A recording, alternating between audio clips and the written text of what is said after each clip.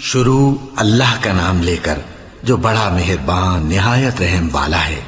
الف لام میم، یہ کتاب یعنی قرآن مجید، اس میں کچھ شک نہیں کہ اللہ کا کلام ہے، پرہیزگاروں کے لیے رہنما ہے، جو غیب پر ایمان لاتے اور آداب کے ساتھ نماز پڑھتے اور جو کچھ ہم نے ان کو عطا فرمایا ہے اس میں سے خرچ کرتے ہیں، اور جو کتاب اے پیغمبر تم پر نازل ہوئی اور جو کتابیں تم سے پہلے پیغمبروں پر نازل ہوئیں سب پر ایمان لاتے اور آخرت کا یقین رکھتے ہیں۔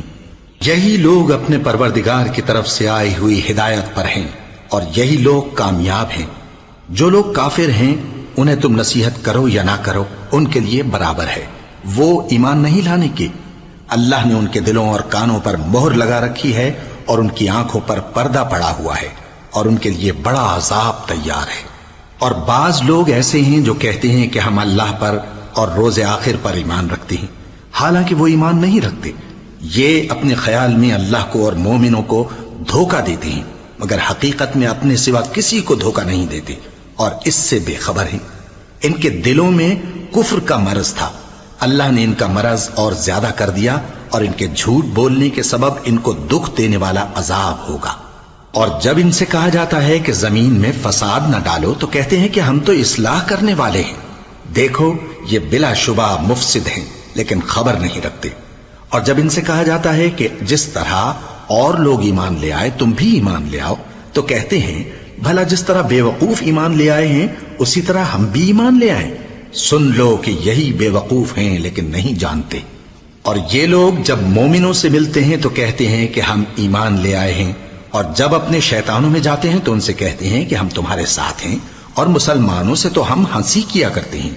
ان منافقوں سے اللہ ہنسی کرتا ہے اور انہیں مہلت دیا جاتا ہے کہ شرارت و سرکشی میں پڑے بہک رہے ہیں۔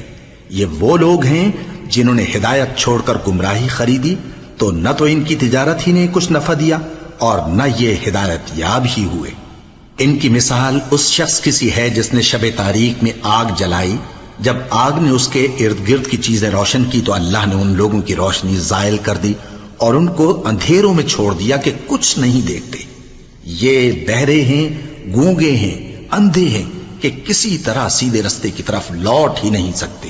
یا ان کی مثال میں کسی ہے کہ آسمان سے برس رہا ہو اور اس میں اندھیرے پر اندھیرا چھا رہا ہو اور بادل گرج رہا ہو اور بجلی کوند رہی ہو تو یہ کڑک سے ڈر کر موت کے خوف سے کانوں میں انگلیاں دے لیں۔ اور اللہ کافروں کو ہر طرف سے گھیرے ہوئے ہے، قریب ہے کہ بجلی کی چمک ان کی آنکھوں کی بصارت کو اچک لے جائے۔ جب بجلی چمکتی اور ان پر روشنی ڈالتی ہے تو اس میں چل پڑتے ہیں، اور جب اندھیرا ہو جاتا ہے تو کھڑے کے کھڑے رہ جاتی ہیں۔ اور اگر اللہ چاہتا تو ان کے کانوں کی سنوائی اور آنکھوں کی بینائی دونوں کو زائل کر دیتا۔ بلا شبہ اللہ ہر چیز پر قادر ہے۔